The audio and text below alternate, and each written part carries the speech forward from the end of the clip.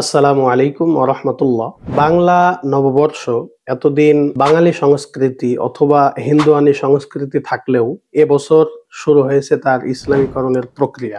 জাগ্রত কবি মুহিব খান, গাজী আনাস রওশন, বদরুজ্জামান উজ্জ্বল সহ ইসলামী সাংস্কৃতিক ব্যক্তিত্ব এবং হুজুরদের বড় একটা অংশ আজকের এই দিনে তারা বাংলা নবযাত্রা 1432-এর একটা বিরাট র্যালি বের করেছে এবং এই র্যালিতে তারা তসবিহ দানা, এরপরে কোরআন শরীফের রেহাল, এরপরে হচ্ছে পর্দাবৃত রিক্সা সহ বেশ কিছু সিম্বল তারা প্রদর্শনী করেছে।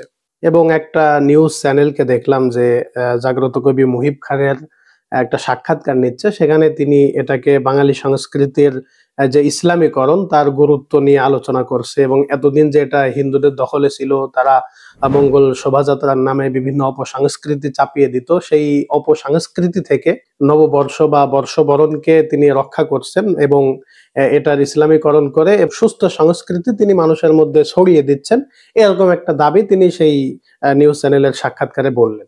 তো এখন আসুন এই বিষয়ে আমরা ইসলামী দৃষ্টিভঙ্গি কি সেই সম্পর্কে একটু জানি। দেখুন, নবীজি সাল্লাল্লাহু আলাইহি সাল্লাম মক্কা থেকে হিজরত করে যখন মদিনায় গেলেন, যাওয়ার পরে দেখতে পেলেন যে সেখানকার বসতি যারা লোকজন তারা বছরে দুইটা উৎসব পালন করে। তো নবী সাল্লাল্লাহু আলাইহি সাল্লাম তাদেরকে জিজ্ঞেস করলেন যে মা হাযানিল ইয়াওমান, এই দুইটা দিন কিসের দিন?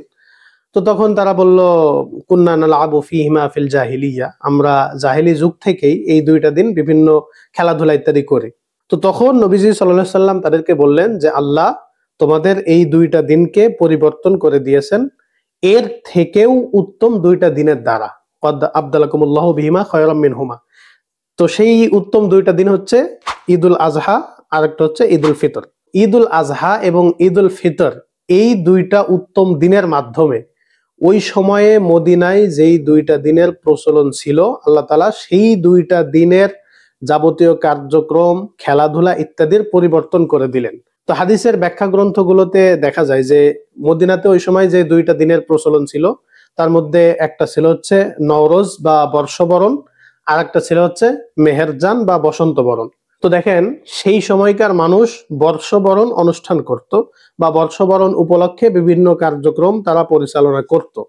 তো সেই বর্ষবরণটাকে আল্লাহ তাআলা নিজে পরিবর্তন করে দিলেন উত্তম দিনের মাধ্যমে। তারপর থেকে সাহাবায়ে কেরাম আর ওই বর্ষবরণ অনুষ্ঠান পালন করেননি। তো তাহলে সাহাবীদের বর্ষবরণ অনুষ্ঠান বা মদিনাবাসীর বর্ষবরণ অনুষ্ঠান যদি আল্লাহ পরিবর্তন করে দেন ঈদুল আজহা এবং ঈদুল ফিতরের দ্বারা, তো আমাদের বাঙালি যে বর্ষবরণ বা বৈশাখে যে আমরা বর্ষবরণ উপলক্ষে বিভিন্ন কার্যক্রম করে থাকি, এটা কি আল্লাহ তাআলা পরিবর্তন করে দেননি? এখন কি আল্লাহ নিজে যেটা পরিবর্তন করে দিয়েছেন উত্তম দিনের দ্বারা, সেই পরিবর্তনটাকে উপেক্ষা করে আমরা বাঙালি বর্ষবরণ করছি, বাংলা বর্ষবরণ করছি বিভিন্ন ইসলামাইজেশন করে বা ইসলামীকরণ প্রক্রিয়ার মাধ্যমে, এটা কি আসলেও আমাদের উচিত হচ্ছে?